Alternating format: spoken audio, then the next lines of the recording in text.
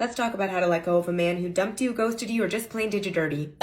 Story time. When I was in my 20s, I dated a guy for a month and a half. Let's call him Chad, and he was absolutely perfect. Chad was good looking, he was a gentleman, had a pretty powerful job in media, and most of all, he seemed to really like me. Like really like me, because after our first date, Chad spent approximately all day, every day texting me, to the point where I was unsure whether his pretty powerful job in media even existed. Because how do you get anything done when you're texting some 20-something girl you met off of a dating app every 10 minutes? Of course, my bad biddies, I ate it up, because it felt good to be wanted, and it felt even better to be wanted by somebody I wanted. And so I texted him back every 10 minutes too. And I was convinced that even though I had known Chad for basically no time at all, that I was going to marry him and we were going to live happily ever after. But here's the thing, Chad didn't love me, he love bombed me, and I'm so freaking old that when all this happened, the term love bomb didn't even really exist. So imagine my confusion when Chad texted me all day every day from January 1st to February 14th, and on that fateful 14th day of February, I realized that despite the fact that I was convinced that Chad and I were going to live happily ever after, I did not receive a single text from him on February 14th. And so I did what any other bad biddy would do. I called that homeboy out and I said, Chad, what's going on? You text me all day every day until Valentine's Day and I'm not supposed to know what that means? And I can't quite remember exactly what Chad said to me that night because it was so freaking long ago, but the subtext of it was, I'm sorry, Anna, I really like you, but I just didn't want to text you on Valentine's Day because I'm not ready for a commitment and I didn't want you to think you were my girlfriend. But if you're willing to be my non-girlfriend so I can have my cake and eat it too, I can continue to text you all day, every day. And despite the fact that I once thought I was going to marry Chad and we were going to live happily ever after, I also knew I didn't want to be somebody's non-girlfriend. That what Chad was essentially saying was that I was good enough to keep around as an option, but not as the only option. And so I left and it crushed me and I went straight into therapy because not only did I feel like my heart had shattered into a million little pieces, I also felt guilty for feeling like my heart had shattered into a million little pieces. Because after all, Chad and I only dated for a month and a half, and that's not a very long time, and I'm a bad biddy and I shouldn't have gotten attached so quickly, right? Wrong. Chad love bombed me and used me as a stepping stone to prop up his own ego, so that he could remind himself that he was lovable, that he was desirable, that he was wanted. And nowhere in that string of statements was the sentence that Chad loved and cared about me as a human. It took me a long time in therapy to realize that I needed to stop feeling guilty for feeling like my heart had shattered into a million little pieces, because feeling guilty that maybe you did something to deserve a man screwing you over is you owning that man's fecal matter. And I don't know about you, but I've got enough of my own ish to deal with, so I don't need anybody else's. So how do you let go of a man who dumped you, ghosted you, or just plain did you dirty? You stop blaming yourself, girlfriend, and you start blaming him. Because you wouldn't blame a woman for getting kidnapped because she decided to trust that she wouldn't get kidnapped when she went for a run, would you? No, you blame that mofo who decided to kidnap a woman because that was the only way he could feel like a man. Honey, the day you realize that you are not what happens to you and that you are what you decide to do next is the day you let go. And I don't know about you, but I'm more excited about what you're going to do next than what some guy did to you.